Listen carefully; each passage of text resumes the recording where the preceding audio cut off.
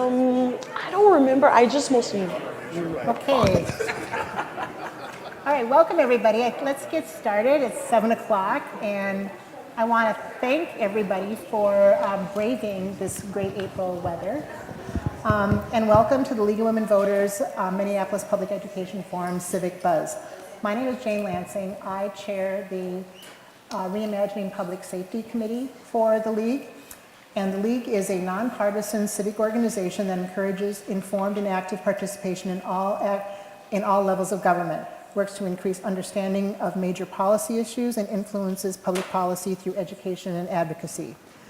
We recognize that diversity makes our organization and our democracy stronger. Inclusion of people with differing perspectives, opinions, and life experiences helps us to understand issues more fully and advocate more effectively. At our founding, we fought for women's equality, and we continue to fight for equity for all people in our political system.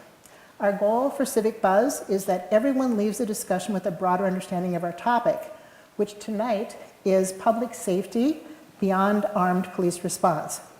Over the last few years, we've also had discussions with the head of the police union, Chief of Police Brian O'Hara, and others involved in public safety, and you can watch recording of those events on our website, lwvmpls.org. So now on to our program. Minneapolis receives over 10,000 calls to 911 a week. Not every call needs a response from an armed officer. Best practices from around the country have shown that developing alternatives to armed response by either mental health and addiction professionals or by experts with deep roots in the community who can calm and prevent violence deliver greater public safety. Today, we are joined by experts in these areas, and we felt the community does not see or hear enough about this aspect of public safety.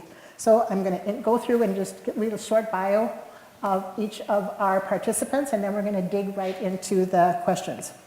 So first of all, we have Dietrich Barnett. He is the Commissioner of Community Safety for Minneapolis. He was confirmed to this post in October 2023. In this role, he leads and coordinates 5 departments: 911, fire, emergency management, police, and neighborhood safety. Prior to this role, Commissioner Barnett served as an attorney in the Hennepin County Public Defender's Office for 14 years, 4 of which he supervised the drug court unit. Then he joined the Hennepin County Attorney's Office as Senior Assistant County Attorney in the Juvenile Division, and was also responsible for the Criminal Sexual Conduct Team within the Juvenile Division. In 2006, Commissioner Barnett was appointed to the Hennepin County Judicial District Court, where he served as the presiding judge of drug court and the presiding judge of the Criminal Division. Judge Barnett was elected Assistant Chief Judge by his colleagues in 2016 and Chief Judge in 2020. He is the first Minnesota State Court Chief Judge of color.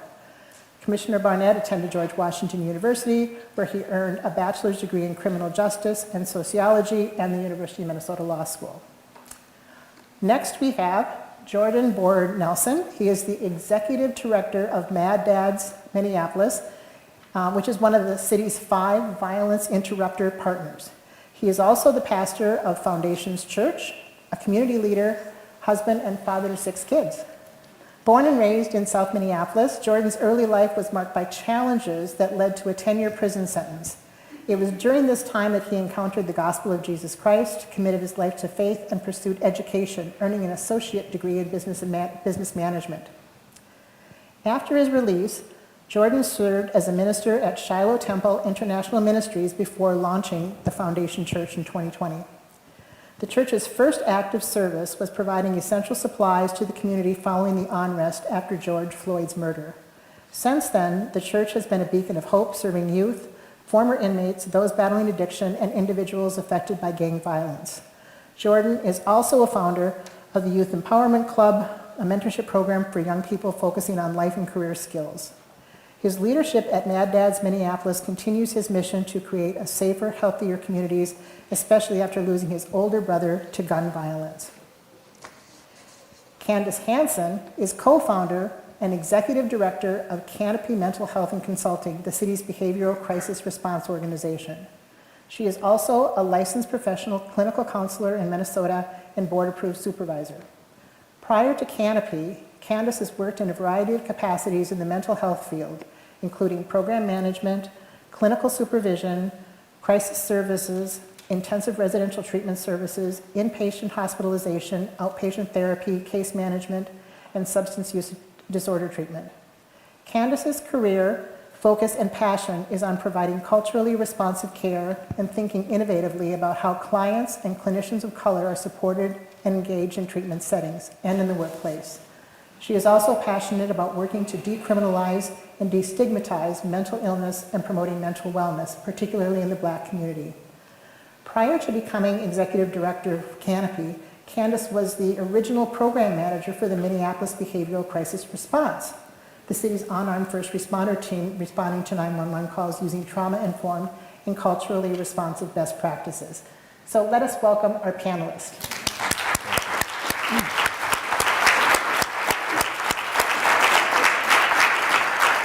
So before we kick off the questions and the panel discussions, a couple of quick housekeeping notes.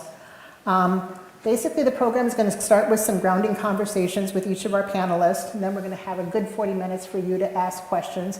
We have people running around with cards, and raise your hand if you want a card, and if you have a question, flash your card, and they will pick it up, and we'll send it up to our question table here.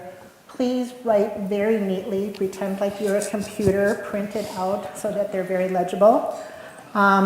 We are recording this event, and it will be posted on our website tomorrow.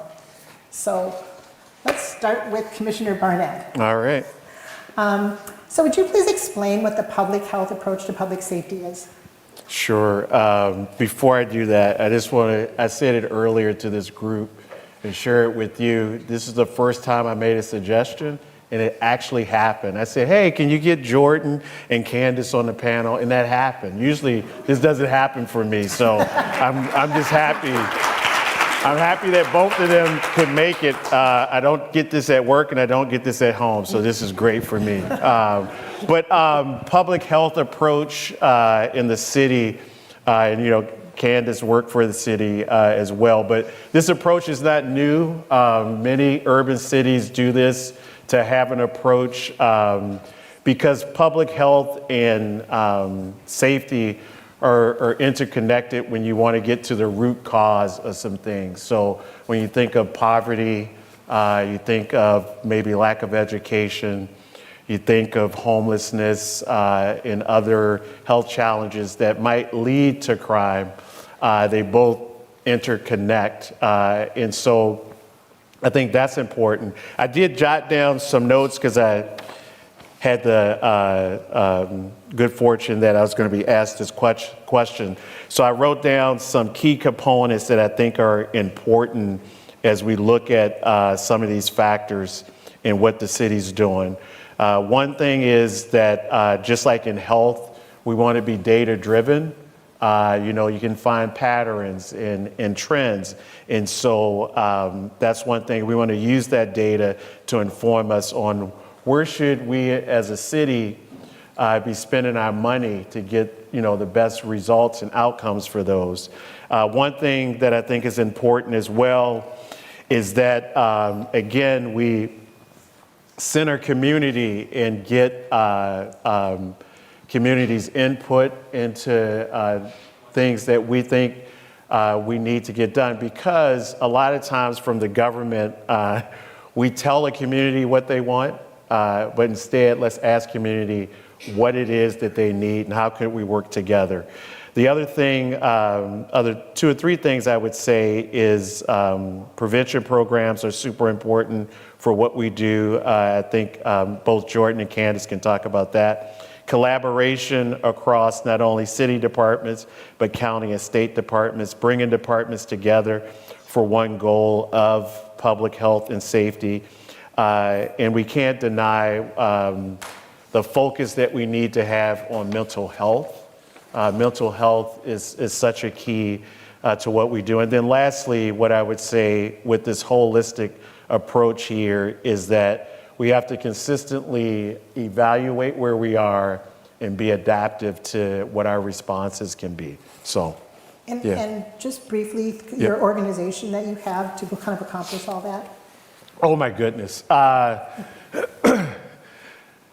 I'll go back to prior to being appointed by the mayor, when we were talking about this job, I said, so there's 5 departments under me, police, fire, 911, emergency management, and neighborhood safety. And so one of the things I said was that community safety doesn't lie in these just 5 departments. They're beyond these 5 departments. And so I need to be in a position to not ask for permission to talk with other departments. And this was very true. I think folks who have heard me talk before know this story. Within the first, I think, 2 or 3 weeks, I'm at an encampment asking that the encampment let the organizer know that we're going to close this large encampment. And they said, we need a dumpster and we need trash bags. None of my departments have control of that. And so I had to reach out to other departments to get that done. So it's really a big effort to address this in a holistic way. Yep. So do you think that the mayor and the city council and the community understand this holistic approach, and do you feel supported by all of those stakeholders? That's a loaded question.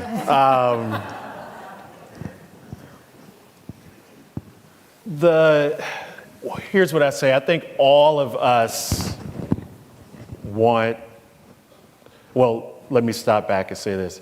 Public safety, this is a re-election year for both the council and the mayor. Public safety is going to be probably the #1 issue throughout this election cycle. I think all elected officials want citizens to feel safe and want to provide safety for all folks. I know the mayor and I are aligned on how to do that. I think that there are council members that want to see a different implementation of how we do this. So I think we have the same goal, but I think that there's a difference in how it should be implemented. I think that one of the biggest things for us is that, I shouldn't say us, I would say for me, my job, I think, is setting expectations, because this will take time when you're trying to get to the root cause of some of the issues that we face in society.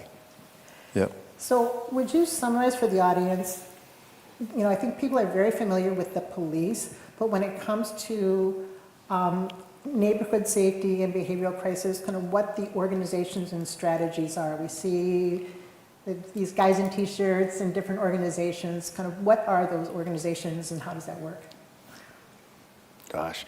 Trying not to lump them all together because they are different. And so I would say to you all that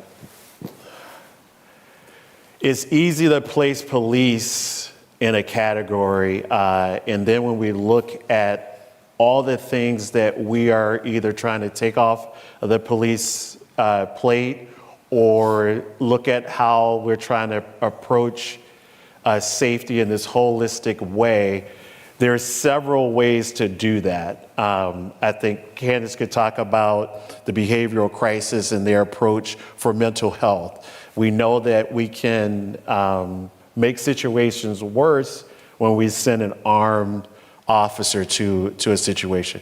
I've had an opportunity to do a ride along with our folks from BCR, and one of the best things that I saw with them is that they have the ability to stay with the person for a long time. And that matters, as opposed to an officer who has to go from call to call to call, they don't have the time to sit down and really talk with folks. And that really stood out with me with their response and that ability to stay and talk with people and get them the help, talk with the family members that help support them is so important. When you look specifically at other areas of crime prevention, I think Jordan could talk about their approach. There's different approaches to whether you want to call it violence interruption, whether you want to call it an unarmed response to violence. There's different models out there. And some of the training that we've had from some national organizations will tell you that the city needs to use all of those avenues to get to where we want to be. We hired NYU Law School University to do a gap in access analysis of our services. And you would also see it in the Safe and Thriving Community Report that came out in 2022. We have a lot of the services that we need: prevention, responsive, and restorative. We're not coordinated and collaborated as how we bring those services to our residents and visitors. And so I guess that's sort of it in a nutshell. So there's been a lot of reporting about the funding, transparency, and accountability, particularly of the violence interruption and violence intervention programs. Would you explain the problem and then kind of where this sits right now? Just sort of summarize the problem that's been written about in the newspaper. So the city, let's say 2020, I think did, like a lot of cities, responded to unrest in a way that was needed. And that was, we really do need community organizations to work with us so that we are informed about what neighbors need, because what's needed in one area is not needed in the other. So I would say that was the approach, to address a concern right away. And I think they did a good job. When I got here, October 2023, one of the things that the mayor and I talked about, and you've heard me talk a little bit about it, and that is, let's be data-driven. Let's make sure that we are evaluating programs to know that they work. If they don't work, why didn't they work? So if I'm talking to Mad Dads and there was a scope of service and that service didn't reach the outcome that we wanted to, why? Was that something that happened with the city? Was that something that we did? Did we not work together to really address the issue? And so that was some of the focus. When we get down to the nitty-gritty of funding, what we needed to do was, one, improve our invoicing process. I would say, two, the procurement process needed to be tightened up. And then three, how did we go about what we call RFP, requests for proposals? And so a lot of times those requests for proposals would be that the same people sat on the same review panels. And so we didn't really take bias out of that process. And so now what we do is we try not to use the same people on review panels. We try to change the review panels up. If there's any appearance of conflict, we try to make sure we remove that. So we just tried to make sure that the process, one, is fair for everyone. Two, is transparent, that when you apply or you submit an application here for RFP, that you know what the scope is, that you understand what our invoicing and procurement process is and the documentation that we're going to require. And at the end of the day, if you did not get the award, because we're going to give the award to the highest scored vendor or service provider, that we also give you the opportunity to talk to our staff about what could you do to improve in where this thing sits, because we think that's important. Okay, thank you. Yep. Now, before we hear from Jordan, Yep. so, those are some steps made to kind of improve the program. And so where would you sort of state kind of where we are on our journey to having a public health approach? I mean, kind of what grade would you give us to date? Oh, I have to give a grade? Well, you don't have to give a grade. I'm going to give myself an A, of course. Not a grade. Just kind of a big picture assessment and on terms of effectiveness, and maybe what are your big goals for the next couple of years? What are the next big steps to take and areas to focus on? I'll try to explain it this way. Anyone who have ever started a business, I have not, but this is how I feel about where things are. I think that we have really big ideas. I think that when I got there, we had a startup company. When you especially look at neighborhood safety, so we need to build infrastructure into neighborhood safety so that it could be sustainable. We cannot arrest our way out of this issue. So as much as we put resources into police, if we don't have those same type of resources that we want as a society to have a response that's appropriate on the other side, we have to build this part up. So I would say that in the last year, we've really built a good foundation with having all of our departments in the city move in the same direction with community safety. I would say we were siloed in our approach, in that if you come any Tuesday, well, you can't attend, but if you looked in the window, you would see my 5 departments meet every Tuesday at 9 o'clock. And so as a group, we talk about what are the issues, what can we do together, but also as an enterprise now, we are in a good space where we're moving together. And so what do I see in the next year? I see in the next year that we are better coordinated, that we have better collaboration. And I think that the next budget cycle that's going to be tight is going to force that issue upon us. Okay. Yep. Thank you. So now let's hear from Jordan. And let's hear more about Mad Dads. Would you tell us just a little bit about the organization, how long it's been around, how many people? Just educate us a little bit. Yeah. So Mad Dads has been around nationally since 1980. I think they got to turn your mic on. Uh-oh. You want to do it or me? I got you on. All right. I'm dead. This is I think the box is dead. He gave us this as a. All right. Thank you. There you go. All right. Can you hear me now? So we have been around nationally since 1989. Locally, we've been around since 1998.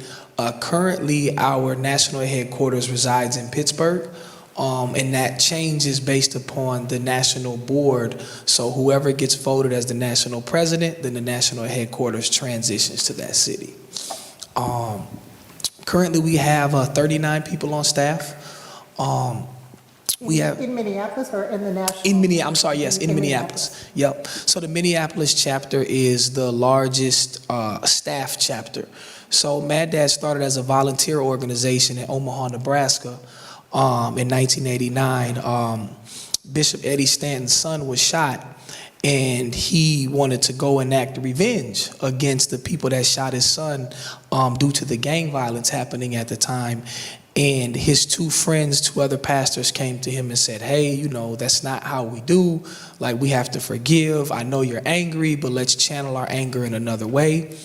So then they came and they said, man, we're Mad Dads.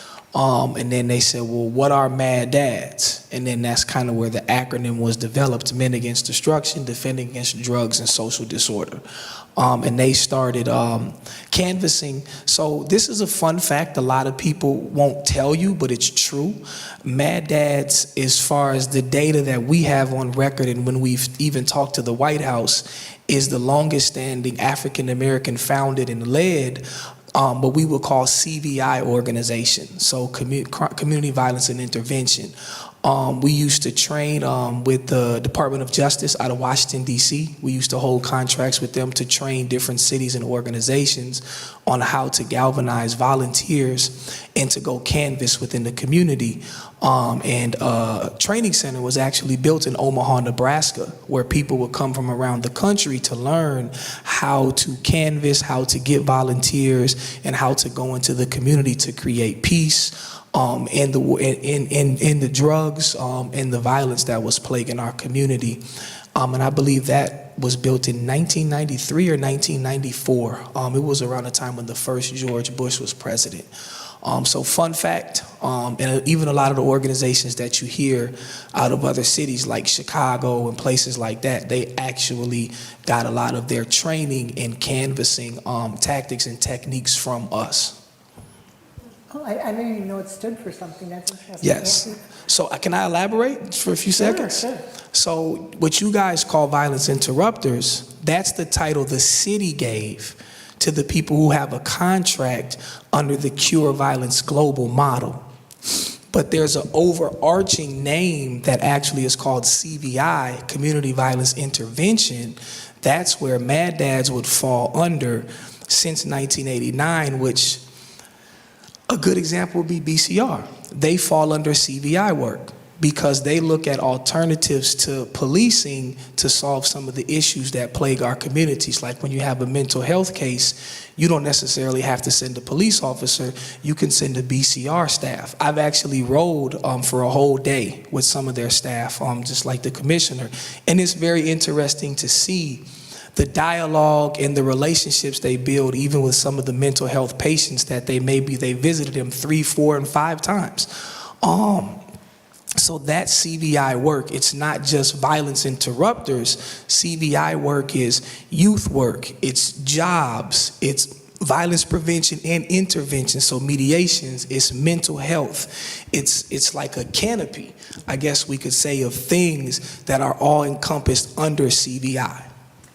So how does somebody join Mad Dads, and how do you vet people? How do you train them?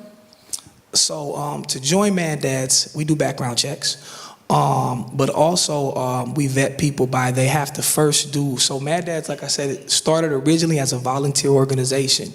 So it used to be you have to volunteer for a whole year. But now we feel like we've been blessed enough to where we have certain contracts to where you'd still have to volunteer for 4 to 8 days. So when you come, you get interviewed, fill out an application, get interviewed, then you have to volunteer for 4 to 8 days. And then our team leads and our supervisor and our operations director, they determine then if you'll be a good fit for the team, but it also gives you an opportunity to determine if this is the type of work that you want to do. Like the team is here tonight, some of them, and they probably walk 5 miles a day on average. So it's more than just, are you willing to break up a fight? Like, can you walk for 5 miles? Like, what's your temperament if things get out of control?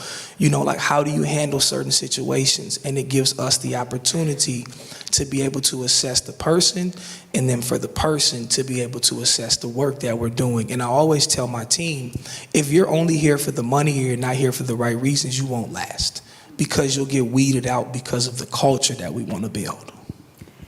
And what's your strategy for deploying your people on the street? So do you respond to the city? Are there certain strategies, or do you have your own strategy for how and where you deploy your folks? So that depends on who we're partnering with, but a typical strategy would be we would apply to work in a general area, and then within that general area that we put our application in for, We would then determine what times we should be deployed, where we should go. We have radios, so the teams would be able to communicate and know, like, is this a hot spot here? Is this a hot spot there? And then I do receive data from the city or from the county about where some of the like shooting hotspots are. And then with the team being out there every day, they kind of can just assess like, hey, this encampment is a little bit wild, like let's go here for a couple hours. So really it's based on an as-needed approach, but it does come with a plan of a general mapped out area with us understanding where the hotspots typically are and where they typically remain. And so there are several violence interrupter groups in the cities, and there are several that have contracts with the city. How do you work with them? I mean, do you have different areas of service specialties, or do you have different geographies? What's your sort of interaction with the other groups? Yes, so there are different geographies. So it's kind of like, I love what Commissioner Barton said, you can arrest your way out of this. So it's kind of like a police precinct. You have first precinct, second precinct, third precinct, but they each have their own kind of district that they patrol. So it's very similar to that, because we understand, yes, you can arrest your way out of this, but you also can't cover the whole city just as being Mad Dads. So you have to have people in the geographies that are the right geographies to be in. And then we have bi-weekly meetings. So every 2 weeks we meet with other violence interrupter organizations and just other organizations that focus on community safety, where we brainstorm, have conversation, shoot ideas back and forth. And like if we hear something terrible happen in somebody's neighborhood, they may reach out to me and say, hey, what's going on? Are y'all okay? Should we come support you guys? And we'll do the same thing and vice versa. Would you describe an interaction for us just to kind of make it real so we can understand kind of what you actually do out there? Yeah, there's a lot. I will give you this interaction. So I remember one of our team members were on a patrol, and there were two young men who were arguing back and forth. And long story short, one of the young men had a firearm. And our team member stepped in and said, hey, you don't want to do that. You know, and with us having a relationship of being on that particular corner, conversation with the young man, the other young man was still standing there. He put his firearm away. They were willing to shake hands and drop it and go their separate ways, which the crazy part about it was they were friends. We don't know what transpired for them to be that upset with each other, but we know that that day somebody's life was saved. And just last year alone, we had 596 incidences of violence and 7 actual, like, on-the-spot incidences where somebody either was brandishing a gun or a knife. And our team, they have no bulletproof vests, they have no guns, no batons. Actually, in the contracts we have to sign, we're not allowed to carry weapons. But they do what they have to do to try to make sure everybody's safe. And do you work beyond the incident? Do you work like with families or kids, or are you just basically kind of doing that spot work when there's a hot spot? So we do work beyond the incident, but a lot of it depends on the person or the family. So we have a resource office. In our resource office, if people want to receive continued help, they can either make an appointment, or they can show up and make an appointment, or they can help them on the spot to be able to receive further resources. If it's jobs, addiction and recovery, we do work with youth in a couple different school districts, which has led to us being able to then build some relationships with some parents. And we also have a workforce program that works with men and women incarcerated. And currently right now we have 64 people who will be released this year from prison who have signed up to join our workforce program. Okay, great. Going back to what we talked to the commissioner about the funding issue, are you 100% funded by the city?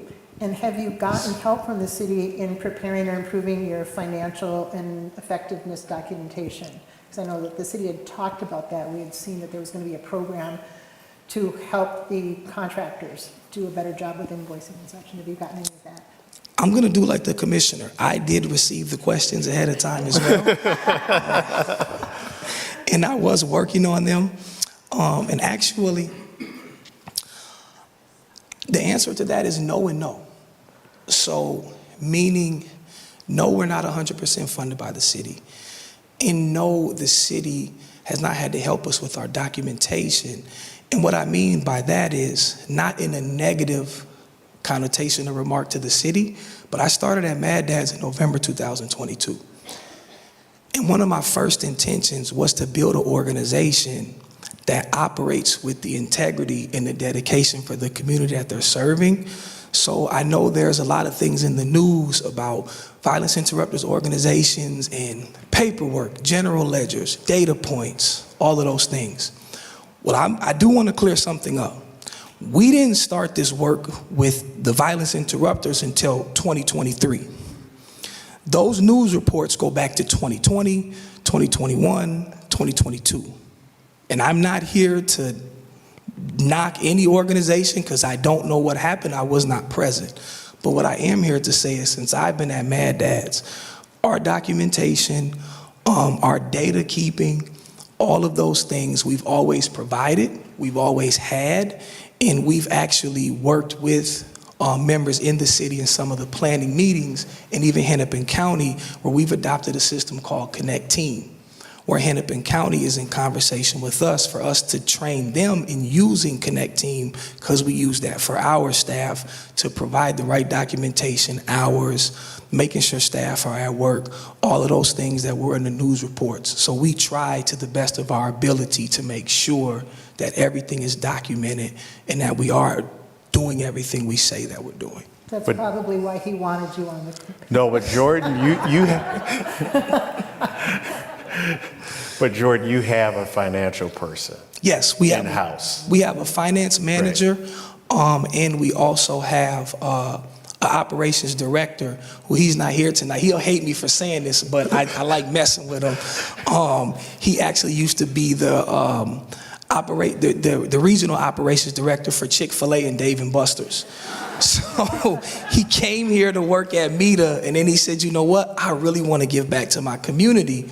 And so we had an interview process. Somebody met him, told him about what we do, and he said, man, I'm not worried about the pay cut. I want to give back to my community. And so he came to really help us build our operations out. Cool. Okay, so I'm going to ask you the same question. As you look forward and you look at the whole sort of industry of violence prevention, and how do you see it evolving? What do you think are the important next steps, things that you'd like to see different, either in your relationship with the city, processes? What's next? I'm listening to you. The disclaimer, so Commissioner Barnett's a little older, so he has paper notes. I put mine on my phone, so I don't have But I am listening, I'm present, I swear I am. I'm old school too. That's actually a great question, and I actually came with a loaded answer. This work is extremely important. And this work has to be invested in. And if this work isn't invested in, I don't think we'll ever fully understand what it means to be safe in community. And I just was watching a news report on the way here, actually. I was at the barbershop. And CBS News Tonight just did a report on Baltimore and Brooklyn. And Brooklyn has not had any homicides in, I think they said 482 days. From doing the very similar work that we do with community violence intervention. The city of Baltimore, homicides are down 30%. So Chicago, many big cities that we hear about as being very violent, they're down, homicides are down 30%, 40%, 50%. The city of Philadelphia just fully funded their violence prevention initiatives. And I know a lot of people get afraid because they think violence prevention means no police. Well, they're wrong. The reality is the police are gonna always be here. That's just a part, that's a staple of American society. That is who people are gonna go to for safety. But the truth of the matter is a lot of black and brown people aren't always safe with the police. So now there has to be other conversations about how communities feel safe and what safety means to them. And we're starting to learn that investing in people who live in the community or who come from the community to transform some of the violence that was happening in the community is actually a better deterrent than just to lock them up and throw away the key. And we have to be able to convince the elephant and the donkey, if you know what I'm talking about, that this work is important on all sides. Yep. So the first day, January 20th this year, the first day the new president took over the White House, the Office of Violence Prevention was eliminated from the White House. You could go to the website that day, it was gone. So we see that there's not necessarily a huge push for community members and organizations to be able to provide safety and resources to their community. But the data says that when this happens, crime is down, economics go up, and if we all know, when economics go up, when money goes up, you have less crime. One of the key factors to crime is poverty. So the data shows when we invest in the people who work in the community on a regular basis, and we invest in them with jobs, with resources, workforce development, violence intervention, whatever it is, that crime does actually go down. You just saw the report that North Minneapolis had a 10% drop in violent crime. Well, the state of Minnesota in 2023 passed $75 million for community violence intervention to be within these communities that were plagued by violence. And when people who live in the community were able to work in their community to create change, we see a decrease in these crimes.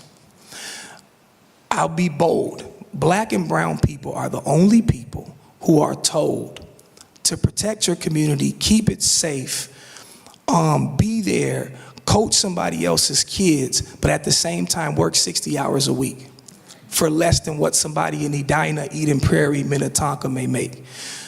Nobody is told to bear the burden of their community and bear the burden of taking care of their family like people of color.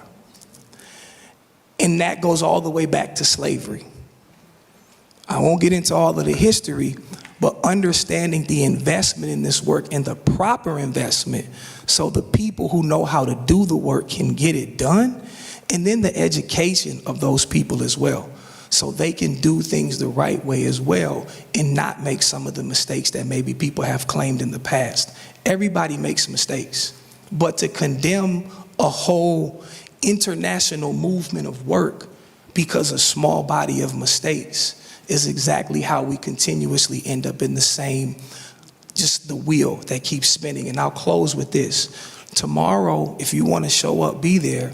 There's a bill by someone from in the House, the Minnesota House of Republicans, presenting a bill to do away with the funding that's left for community violence intervention work. So 3 p.m. is the deadline. I'll be speaking there, but they want to take the money that's left for community organizations to do violence intervention and other things in their community. Like my team over here, if they take that funding, they don't have a job. And I know they're probably like, what? You didn't tell us that.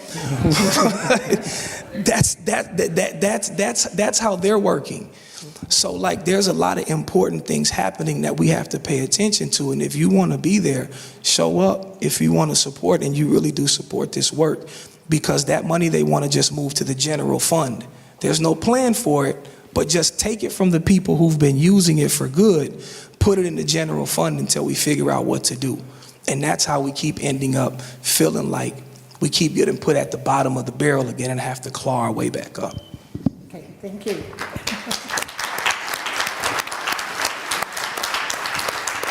Okay, so Candace. Yeah? Can y'all hear me? Yeah? Yeah, so would you describe your organization, Canopy, and how long you've worked with the city, and where are you towards the city's goal of 24/7 vans in all precincts?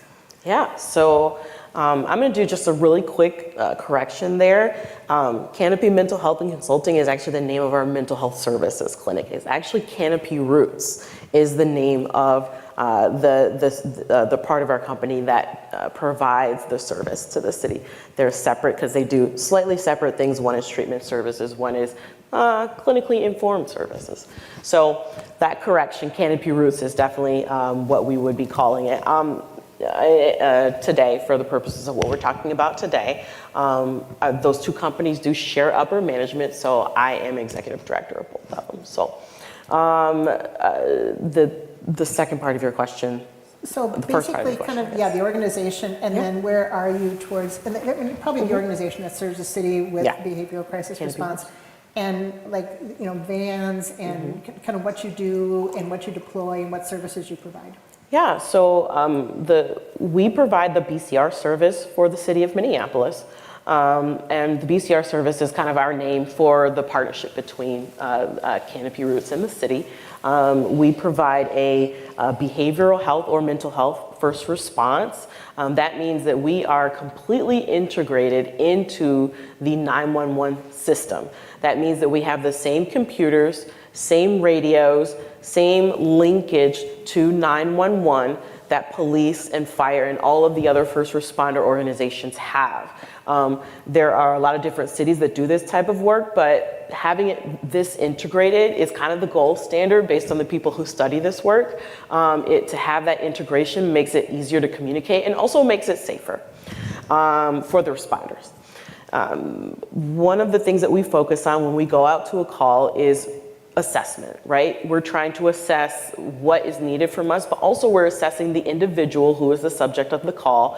Our background is mental health, so all of our staff are either mental health practitioners or mental health professionals in the state of Minnesota. So state statute designates those two definitions. One of them is a licensed person who could hold one of I think 5 different licenses, and then practitioner is a combination of education and experience in the area of mental health, but they may not necessarily be a licensed person. So everyone on our team is one of those, qualifies as one of those mental health practitioner or professionals. So that's the credentials of the folks on our team. The people who lead our team, though, and who provide the supervision to all of our staff are licensed mental health professionals, again, which could be one of 5 licenses in Minnesota. We're assessing the need. We're assessing what that person's situation is with their mental health. We're assessing the safety primarily, right? The safety of that person as well as the people around them. We are also wondering about what can we do to connect them to what they need to prevent a call like this in the future. So I'll give you an example because I know one of the questions on there is about this. A typical call. I was actually doing a ride-along last week because we shadow our new responders a certain amount of time before they're able to be on the field in their own. And we go out in teams of 2, but when I shadow people or when any of the clinicians who works there shadows people, we'll go out as that third person and just kind of be a third set of eyes there. We worked with a person who had called probably about 4 times that week. They had called fire once. They had utilized police twice. They didn't want to deal with them anymore, and they were finally, okay, I'll take the BCR. I think they didn't want to deal with the BCR at first. So finally, we met with them maybe twice, and then this was our 3rd call to them. And this team went out, and they had already spoken to our other staff who had gone out the first times. And we had a strategy. We're trying to work on motivational interviewing with this person. We're trying to figure out how we can move them from kind of this pre-contemplation to contemplating the possibility that they might maybe need to see a doctor. So this time we did kind of make more ground with this person, and then we ended up being able to get some of her caseworkers on the phone, and then we actually were able to connect with one of them and then figure out how they could get her in to see her psychiatrist. We did safety assessment. We realized that there was a little bit of risk of suicide. We complete an assessment when we realize that there's a risk, and we have to do all that documentation. And then we also wanted to assess, is she a danger to herself? Do we need a higher level of care right now, or can we have her stay in the community with the support? Well, our hope is always to let that person stay in the community with the support that they need. And when we got in touch with that caseworker, we were able to connect them, and we were able to get her to start thinking about the possibility that she might be in a hypomanic episode, which probably was, right? We're not giving diagnoses, right? But we do have to recognize some symptoms to be able to understand, what is the risk here, right? And we have to be able to assess and ask questions to assess risk, and we have to be able to get around things like lack of insight, which typically comes with psychosis, and we also have to know how to get around some of the defensiveness or anger or frustration that can come up when you're not getting what you want or you need from the system. And so I watched our responders do a brilliant job of motivational interviewing, doing a brilliant job of connecting this person with their worker that already existed and moving her towards the process of seeing her psychiatrist. Now, we haven't gotten another call from that person. I don't know, maybe we will, but the calls stopped for that week. This would be a really good example of how if officers were there, they might have done, okay, there are some officers that they could be one of the people on our team. Some of them are, we've met a few who are really skilled, but all in all, they would not be able to spend the type of time we spent with her. And they may not have the expertise to understand that there's a risk, the increased risk that this person had because of being in a hypomanic episode, and they might not know the questions to ask when we're trying to figure out, how do we make sure this person is safe until they can connect with their people. And also, they can go and do the things that they need to do, and we can stick to the things that we're good at. So our staff really did a really great job, and that was really an ideal scenario for a mental health call.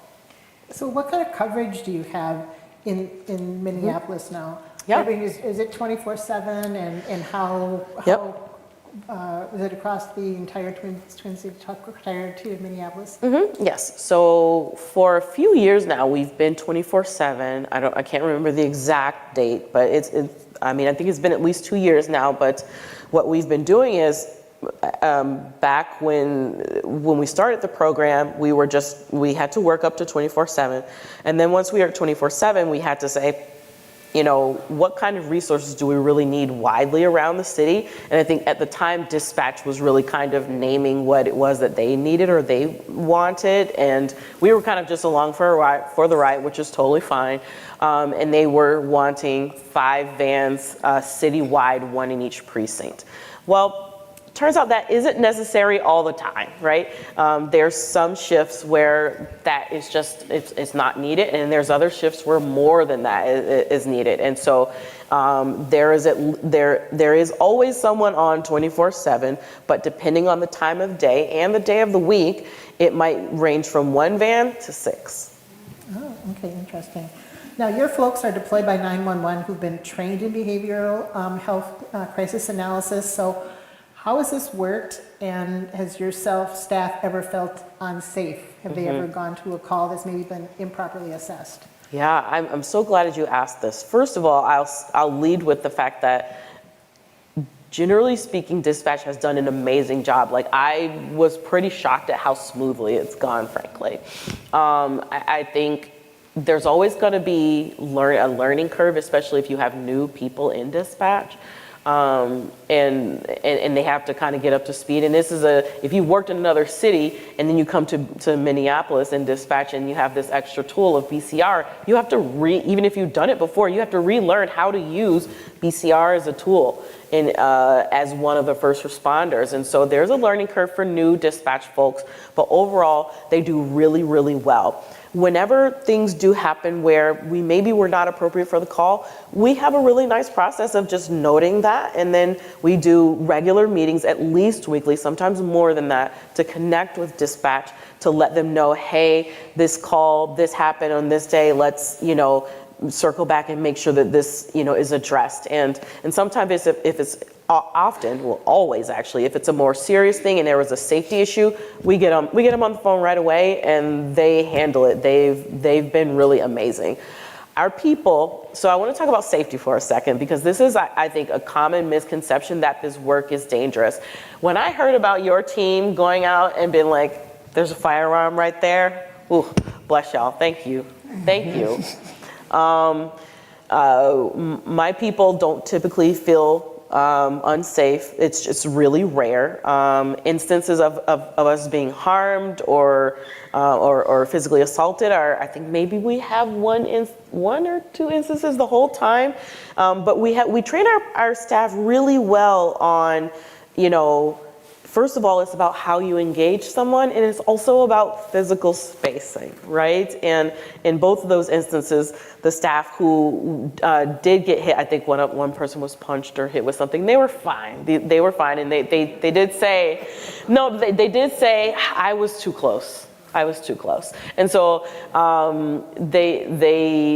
if we follow our procedure, and when procedure is followed, it's very safe. And even in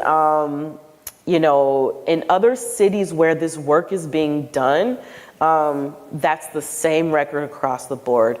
In Denver, in Eugene, all of these cities, responders who do this work and go out unarmed, no vests, they have been largely safe. None of them have been seriously injured or killed. And if there are injuries, they're minor injuries, as was in the case on our team in those couple of instances. Candace, could you just say how many calls you take in a year? Okay, yes, out of, oh my gosh, how many is it now? 25,000. I thought it was in the 30s now. Like around just under 30. Okay, yeah, just under, total since launch. So just under 30,000. Wow. Since 2021, December of 2021. And so that's a lot of calls. And they've, for the most part, been very safe and gone very smoothly. There have been a few times where our staff, where safety issues came up, like maybe a firearm was discovered or there was a weapon discovered. Officers are out there lightning quick, and everybody works together really well. Are you ever deployed with the police, or are you typically deployed just you or the police, or are you sometimes deployed together? Yeah, so these numbers might have changed, but I think they said, is it 30% of them are with officers? There we go, my staff is saying, yes, that's the right number. Thank you, TCD.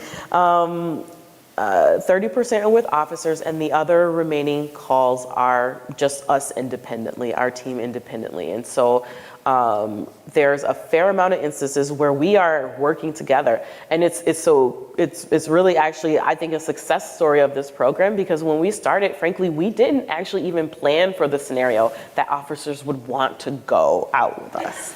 And then within a couple of weeks, they were requesting us. And so once they saw how we worked and what we do, and we started really working together and communicating with each other, it really started to go pretty well, pretty quickly.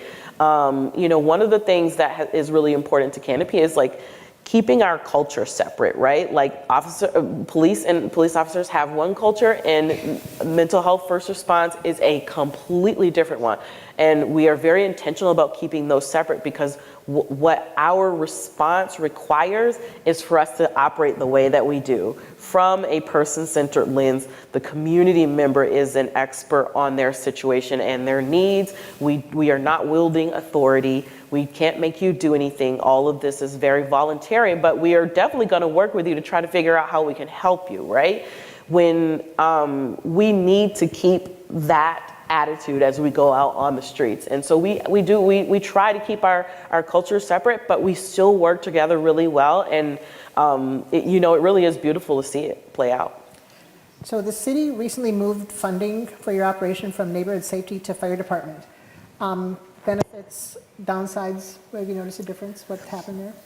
I think it's a little too early to tell like how things are going, but I always tell people I'm always team fire. My dad was a fire captain in Atlanta when he retired, and so I love fire, but that's just me. We really so far it's gone really well. They're still really learning about what we do and learning about our response, and so far they've just been super enthusiastic to have us as a part of that part of the city government, and it's been great. It's been chill. Okay. The same financial question. Do you have help from the city in preparing or improving your financial effectiveness documents, or not needed, or what's? Yeah, because we're a business, we have to keep all those records anyway. We couldn't make it through a tax year without it. But not necessarily, no. But it's just been as the stuff unfolded with like. What would be required for like invoicing and documentation. We've just been like, okay, well, how can we meet those expectations? About how can we hand over what we keep? But we've always kept the documentation because we have to. Okay. Yeah. And then again, the same question. As you look forward, what do you think are the most important areas of mental health first response that need to evolve? What's the future look like? That's a good question. The field is really new of behavioral health first response. There's always been behavioral crisis. That's been around since the 80s, right? People who work in mental health who are going out into the community and supporting people in crisis. That's been around for a long time, but the part of the field that involves actually being an integrated first responder, that is very, very new, and it is and using them to specifically divert from 911 is very new. There's some really great universities who are and think tanks who are studying it and focusing on it, and so we're kind of having to stay very closely plugged into the national community of other cities who are doing this work and rolling out this work, as well as the people who are studying it. So it really is like just this constant process of learning what has worked in other cities, and we have staff dedicated specifically to that because it's so important to keep a pulse on research and the new things that are being rolled out. They've got great programs in Georgetown and NYU, the Vera Institute. There's just a lot of great research that's happening, so we really have to stay connected to it very closely. So I think that would be necessary to keep like establishing the field of mental health, and some people call it mental health and behavioral health. They use them interchangeably. Behavioral health first response, developing it as a profession, as a specific part of this field, and hopefully maybe even developing like certification and licensure, because it really is a unique set of training that you need. Some people will say, oh, a licensed mental health person needs to do this work. I'm a big advocate for the fact that we do not need to limit it to licensed people. We need people with lived experience who can do this work. And I will say, in our experience of running this team, the people who do the best job are not the very experienced licensed people. It's just the reality. So further establishing the identity of this profession, but also too, I think, just getting some of that data that a lot of the cities have been gathering and looking at it for what it means for how we change the response and being able to adjust the response. Like the one thing that Canopy prides itself in is really been able to pivot quickly. Like, okay, we saw this is happening. We saw that the information has told us this. Let's pivot. It doesn't have to take a year. We can do it in 6 weeks, right? Or less than that. So, yeah. Well, I want to thank these guys for their phenomenal grounding in this subject.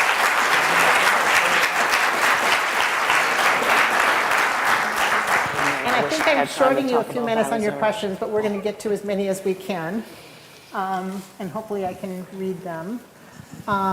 Jordan, you're 39 people on staff. What is the average tenure with Mad Dads, and are all your contacts with municipalities, and school district. And what's a normal shift? How many hours? And solutions. Oh, and do you have a solution to all the guns? Oh, there's a good question. Can I read that as I go through it? Yeah. Oh, now you want to use paper? What did Cal say? Now you gotta use paper. So the 39 people on staff, what's the tenure with Mad Dads? It depends. So like our workforce development program, what we do is we hire people to come and work for us part-time, and then we help them transition out the door. So the goal is for them to find a career, which I just saw in we have a Connect team, all company chat. One of our team members actually, I started working with the City of Minneapolis Public Works Department. So it depends on what part of our program they're in. So if they're in like our Community Crime Intervention and Prevention program, well, that's a 2-year contract. So most of those staff members, they last, I would say, about 9 months to a year working part-time hours. If they're in our workforce development program, it's about a 3 to 6 month time period before they transition out. And then if they're like in our back office, or if they're like a program director or a manager or like a supervisor or a leader, their tenure is actually, I've been there 2.5 years. And all of our supervisors and directors and managers that have came on since I've started are still currently there. The next question, are your contracts with municipalities? So I'll start with the school districts piece. We actually don't have a contract with the school district. Myself, when we started the Youth Empowerment Club in 2020, we actually just started helping out in schools, and we just kind of kept that same work up with Mad Dads and the Youth Empowerment Club together. So it's not a contract. There are just certain schools out there that look for extra community support to come in, volunteer free of charge, and to just help out during the day with the students or to help out after school. And that's a lot of where the school stuff happens. Municipalities, so no, we have contracts with state of Minnesota, Hennepin County, so not just dependent upon the city of Minneapolis, but yes, a bulk of our contracts do come from the RFPs like Commissioner Barnett was referring to that get released. What's a normal shift? Once again, depends on the contract. The typical shift for our evening team is either 5 p.m. to 10 p.m. or 4 p.m. to 12 a.m. And then we have a daytime team that's 11 a.m. to 6 p.m. And then these vary in between Monday through Saturday. Sunday's pretty much our only off day. Solution to all the guns. Stop making bullets. A gun doesn't work if you don't have bullets. I think Chris Rock said that a long time ago. Bullet control. Yeah, it's a lot cheaper to stop making bullets. But seriously, a solution to the guns, honestly, and I mean, I would just beat this over the head over and over again. The data clearly shows that when you have people with lived experience who have transformed their life, and I think a huge thing is people expect people with lived experience to be perfect. So, this guy, I saw him at the liquor store. Or look at this team. I saw them standing around downtown smoking cigarettes. Newsflash, the police sit in their police cars and they sit on blocks and they post up because presence means a lot. So it's not a knock on them, it's to say understanding that we provide a presence and having the proof that people with lived experience can actually have some credibility to be able to have a conversation to the people who have access to the guns to convince them to put the guns down. If you're asking me about the NRA and from a political standpoint about gun laws, I typically stay away from that because I've had a brother murdered by gun violence. I have 21 other friends that have been killed through gun violence throughout my whole life, whether it be suicide or being in the street. And I've just taken on the stance that people are gonna be the ones to take people's lives, regardless if the guns exist or not. Because I've been to prison for 10 years and there's no guns. And I seen 2 people get stabbed to death. So at the end of the day, it's about helping people change their thought process, and it's about helping people transform their life. Then it doesn't matter if the guns exist or not. And I can get into some faith stuff, but I won't. I'll respect the whole room. So Candace, do you work with Hennepin County on the provision of mental health and social services at all? No, we do not. The BCR does a really fair amount of connection with Hennepin County COPE. And so one of the things that comes up is that people don't always understand the difference between a BCR response and a COPE response. COPE is Hennepin County's mental health crisis team that goes out and does a full crisis assessment and to assess whether a person has a need for stabilization services, and stabilization services involve some really kind of some intensive assessment, as well as qualification for some specific services like case management, med management, and over the course of, I think, up to 14 days while staying in the community. Hennepin County COPE is an example of mental health crisis teams that have been around for a really long time, but are not integrated into 911 and are not necessarily considered to be first responders, right? And so our team, if they see that somebody has a need for community stabilization, they will connect them to COPE. We are think more of the BCR as more of a service that we don't have to go through the full assessment process to qualify this person for funding before we can do anything for them. We can do that in the moment assessment for safety and that connection without billing insurance, the way that COPE has to do. And then also without billing the person, which sometimes COPE might have to do that. They don't typically do it, but they may have to.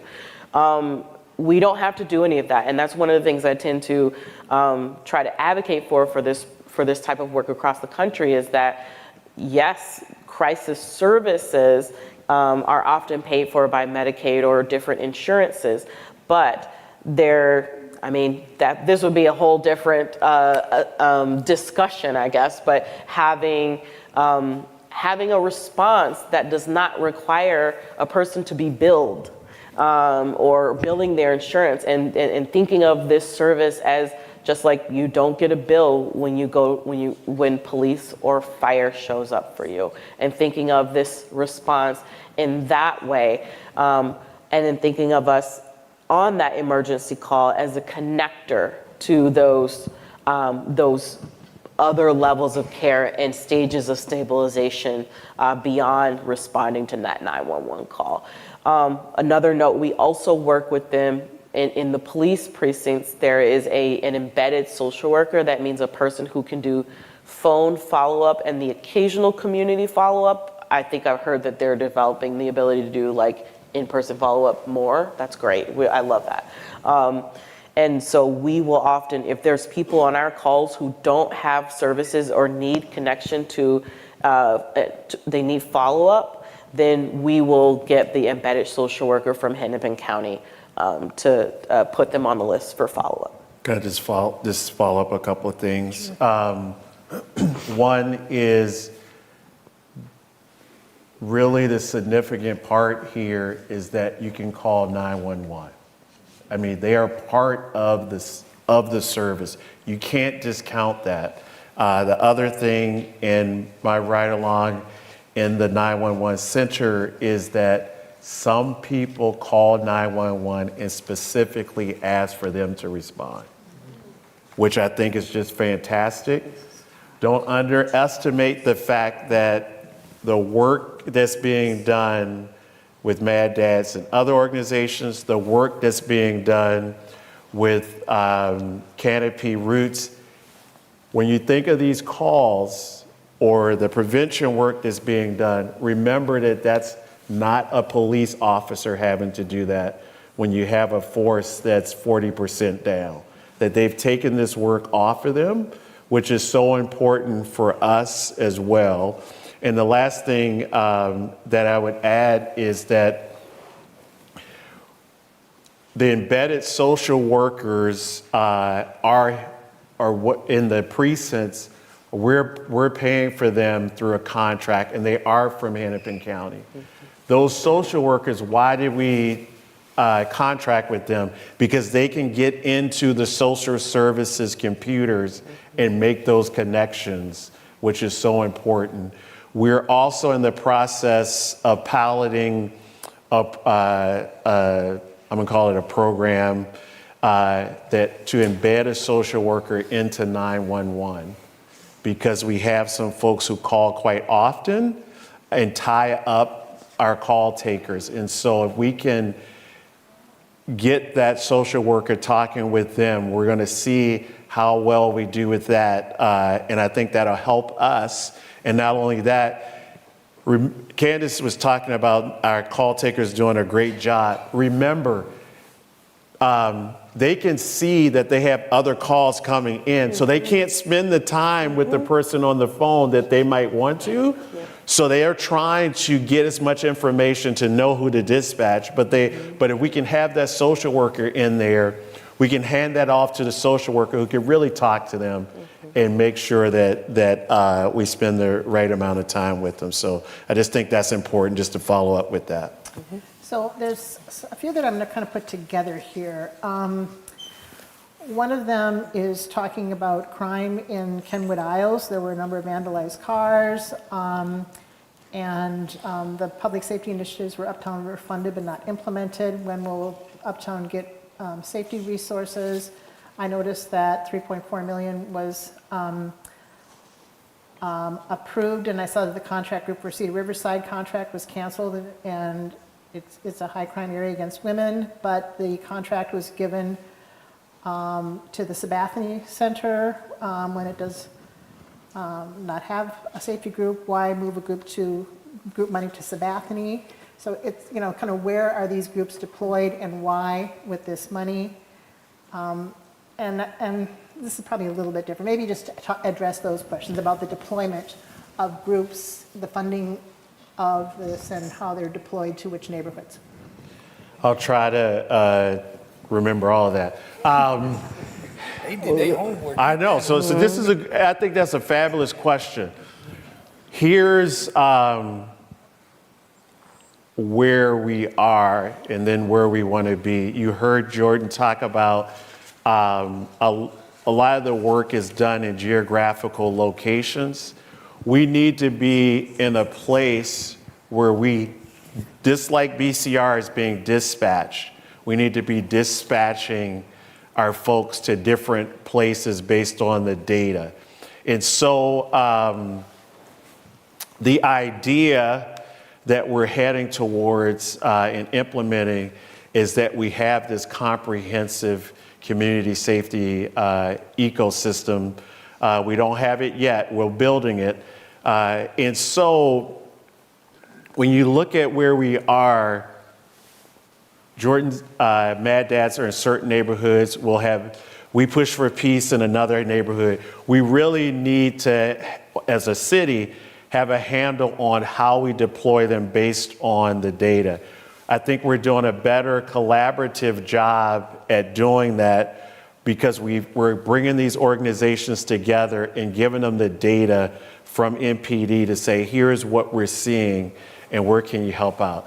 There are spots throughout the city that do not have this service. We're working on what we would call a master contract in order to have some organizations under an umbrella to deploy to places that do not have these preventive services. Now I'm going to attack the real political question here that's embedded here. Every time a council member earmarks money for a particular neighborhood in their ward, that means I have less flexibility to have a comprehensive plan. That's just flatly the way it is. I'm not saying anything about the fact that how you can earmark money or move money. That's within their authority to do, but there are impacts on how that happens. I think you saw some of that play out recently. Uptown. I was at Uptown Theater, I think, last week, and there were a lot of questions about safety in Uptown. Here's what I would say. I'll say it for Uptown. I'll say it for any neighborhood in Minneapolis. If there's a carjacking or robbery, you don't need violence interrupters. You don't need the safety ambassador. That's a police response when that happens. We are following the recommendations with the technical assistance from Cure Violence. In that, we identified zones in which the recommendations were we need to address these particular zones. And that's what we're doing. Councilmember Osmond lost the services in Cedar Riverside. And so he got the votes and earmarked $650,000 for Cedar Riverside to come in. That money was taken from the South Minneapolis Community Safety Center pilot programs that are coming. And so there will be an impact for doing that, and we'll have to assess that impact. Fully has the authority to do that, but it means less flexibility in other places. Uptown in particular, you have a new inspector, Inspector Novak. I think he'll do a great job for Uptown. The real issue when you look at crime around the city is that something that Jordan said, presence matters. We have 583 officers when I checked last week. Prior to 2020, we had 880. Out of the 583, you can take about 40 or 50 of them and say they're on vacation or some special leave because they're injured or something.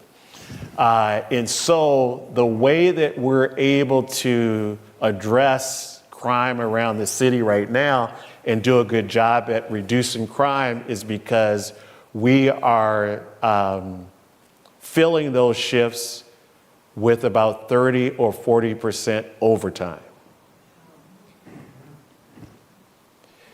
So if you think of a priority one call where something active is happening, robbery, carjacking, sexual assault, or something like that, that's going to deploy the police there immediately.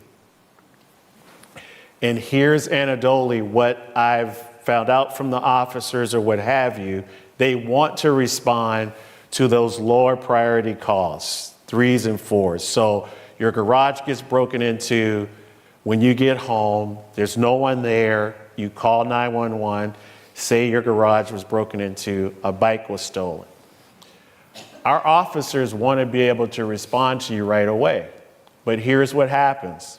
I saw it in a ride-along. We're in the police car. We're responding to a priority one call. That priority one call is being cleared. That officer is saying, okay, I can go to priority 3. They're on their way. They get called to another priority one call, right? We just don't have enough officers. And then when they get to you, it's 4 hours later. It is frustrating for them because they know that you're going to be mad. They don't like it, but that's the reality of where we are until we get more officers. So what can I say that's more cheery than that? Is that when you look at our numbers, it's not by a lot, but for the first time since 2019, we have more officers in the force for 2024 more officers hired than we lost. And so hopefully we can keep that trend up. The other part I would add is that the thing that we've seen an increase is lateral hires. And why would I bring that up? We've had more lateral hires than ever before because that's not a recruitment tool because we sent something out on social media or you saw something in a paper or electronically. That is word of mouth. Someone came to the department because they wanted to leave another law enforcement office to come here, and that's important to us. And we're doing a great job there. I just think we're on that right path to keep hiring more officers, to have a presence, because we know presence in community matters. So hopefully that answered most of it. Okay, I have one last question. Do you feel that the MPD rank and file understand the role of organizations like Mad Dads or BCR? So Jordan, with the MPD? It's on automatically. He'll work it for you. Just go. I would say no. Reason why I say that is because we've had several incidences where, I'll just give one example. A young man was shot at the encampment, and our staff were giving them CPR. So last year, once a year, our staff go through CPR and first aid and stop the bleed training through the Red Cross. We just had 10 members take crisis intervention training last week through Barbara Snyder, and we try to put all of our staff through that, depending on cost though, because it's expensive for that one. And then our staff go through de-escalation training and other trainings like that. And they were given CPR, and long story short, MPD didn't really understand what they were doing and told them to leave. That young man ended up passing away. And I'm not here to point the finger at anybody, but that was like a light bulb went on to me that y'all really don't know what we do. A lot of people think that we're just there to stand on corners, but they don't understand that unless you've only been with us for the last couple months and you missed the CPR training, our staff are trained in CPR. They get the CIT, they get the de-escalation, they know how to stop the blood if you get shot in the leg and they pull up on the scene. They know how to put a tourniquet on you. Like, we have staff members who, they know how to use Narcan if someone is overdosing. So that really turned the light bulb on for me that a lot of officers really don't know who we are, even though we've been here a long time, especially because a lot of officers are new, considering how so many left after 2020. So I actually presented, and this is something that we're working on with MPD, I presented to them and they agreed with it, to have us go to a roll call and say, hey, this is who we are, this is what we do. So when you see us, you have to respect us, respect what we're doing, and understand we're here to keep peace and safety as well. Okay. Our job may be different than yours, but we're here. Yeah, let's give Candace a minute or two to answer it, and we'll wrap up. Cool. Yeah, I would say that because there there has been a big influx of new officers, they don't all understand.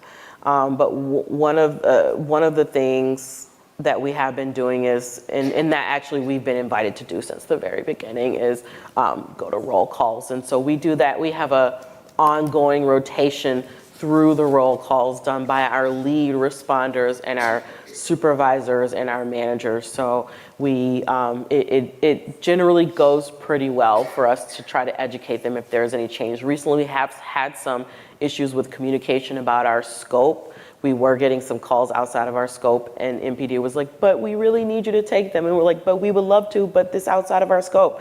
So we're still trying to work through some of that stuff, but when there's changes and shifts, it does take a while to update them. Okay, the last question is really a comment. And it says, could the league broadly communicate that this presentation is available? More communication like this would help our city, which I think is an incredible endorsement from this audience of our speakers here tonight. So,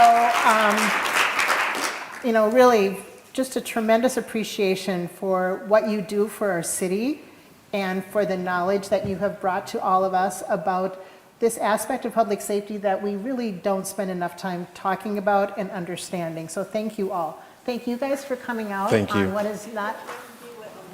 Oh yes, I'm mentioning that. Yeah, so for all coming out on a night that is not the greatest. Thank you to First Unitarian for this beautiful space.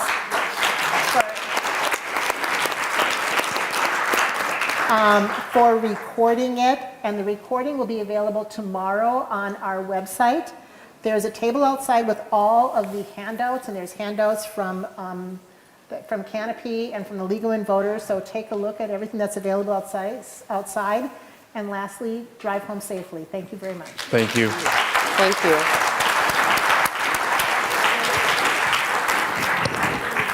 Thank you, guys. I appreciate you.